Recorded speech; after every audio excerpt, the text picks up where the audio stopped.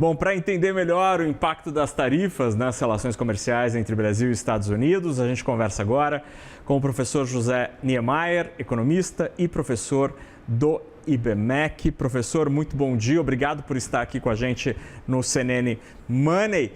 Qual a leitura do senhor, professor? Será possível o Brasil demover os americanos desta nova leva, desta nova onda de tarifas contra os produtos brasileiros? Bom dia. Bom dia, Fernando. Prazer estar com você de novo. Parabéns pela sua análise final agora. É um mundo muito ao contrário, né? Porque os democratas sempre foram protecionistas e os republicanos liberais. A questão é que o governo Trump não é um governo liberal, né? Eu diria que nem ele tem a identidade de um governo republicano. É um governo típico do presidente Trump. E nós vamos ter que conviver com isso até o final do mandato, né? A questão das tarifas, que na minha visão está ligada à questão também da designação do PCC e Comando Vermelho como grupos terroristas, depois eu posso até conversar com você sobre isso, a questão das tarifas vai ser muito séria para os Estados Unidos, porque vai aumentar, por exemplo, a importação e o preço, né, de importação do dianteiro do boi.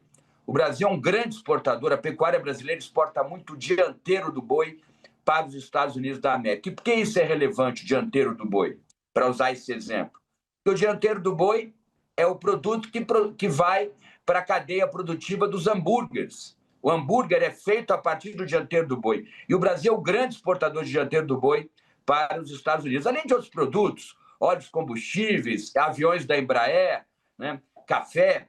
Então, mas principalmente com relação à rotina alimentar do norte-americano, se ele sentir que vai ter um aumento no preço do hambúrguer, por exemplo, que é um bem de primeira necessidade para o norte-americano médio, com certeza isso vai repercutir na maior queda da popularidade do presidente Trump, principalmente para as eleições de novembro. Então, só para falar do dianteiro do boi, que é um dos produtos que nós exportamos para eles, sem falar nos outros, que também são produtos que formam preços e salários nos Estados Unidos da América, na área de turismo, na área alimentar.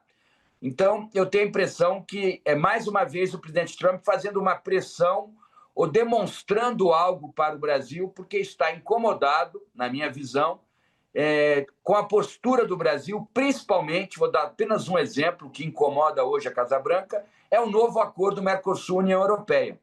Porque com esse acordo o Brasil vai buscar um novo mercado muito forte, que é a União Europeia, além dos outros mercados que o Brasil vem abrindo, né, Fernando? Principalmente a partir do governo Trump. Aumentou as exportações para a Índia, África do Sul, China, Vietnã. Então, eu tenho a impressão que esta maneira de tratar o comércio exterior do presidente norte-americano é muito mais uma maneira de fazer uma pressão estratégica no campo da segurança internacional, talvez percebendo que o Brasil não vai seguir uma agenda internacional sempre próxima dos Estados Unidos e que o Brasil cada vez mais será autônomo com relação ao sistema internacional contemporâneo.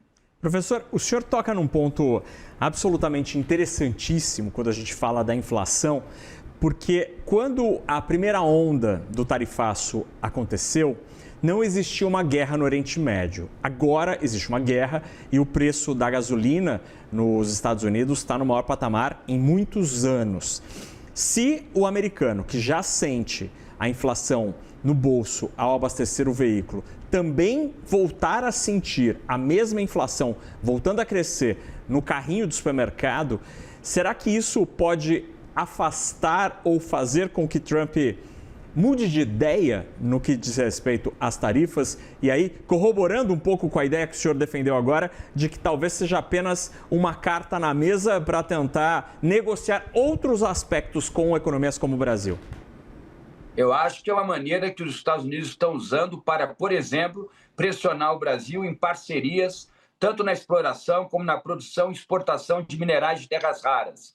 A economia norte-americana, e principalmente a indústria bélica norte-americana, cada vez mais precisa de dois minerais de terras raras, que é o samário e o deodímio, se não estou enganado, que são fundamentais para a produção de ímãs, que são fundamentais para a produção de mísseis de ataque ou mísseis defensivos. Então, os Estados Unidos precisam desses minerais. A China está interrompendo a exportação, cada vez mais interrompendo a exportação desses minerais para os Estados Unidos, que a China é a maior reserva, o Brasil é a segunda, porque a China tem interesses estratégicos militares que confrontam os Estados Unidos. Então, é claro que não só a partir do aumento do preço do dianteiro do boi, do aumento do preço do café importado, do aumento do preço do suco de laranja importado, que vai afetar a rotina alimentar norte-americana. Mas, por exemplo, a partir do aumento do preço dos aviões da Embraer, que são exportados pelo Brasil, isso vai aumentar o preço do turismo interno dos Estados Unidos, porque vai aumentar o preço do voo nos Estados Unidos, do voo doméstico, né? Então, tudo isso vai fazer aumentar a inflação dos Estados Unidos e vai mostrar para o sistema internacional que o presidente Trump, dentro do hemisfério ocidental, com o principal parceiro dele, que é o Brasil, o principal parceiro estratégico dos Estados Unidos no continente americano, nas três Américas, é o Brasil. Não é o México nem o Canadá, é o Brasil. O Brasil é abaixo do Rio Grande, principalmente abaixo do Rio Grande, vamos considerar o Canadá, mas abaixo do Rio Grande é o Brasil. E ele cada vez mais tem essa postura, em alguns momentos, confrontatória ao Brasil.